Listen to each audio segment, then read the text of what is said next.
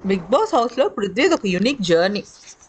8 lakh rupees prize money అన్నా, లేకపోతే 3 weeks నామినేషన్స్లో ఉండవు, సేవ్ అయిపోతావన్నా కూడా మన పృథ్వీ కనీసం ఒక వెంట్రుక హెయిర్ కానీ, ఒక వెంట్రుక గడ్డం కానీ తీయలేదు కదా. ఫస్ట్ టైం వాళ్ళ మమ్మీ వచ్చి ఆల్మోస్ట్ పావు గంట 20 నిమిషాల పాటు రిక్వెస్ట్ చేస్తూనే ఉన్నారు.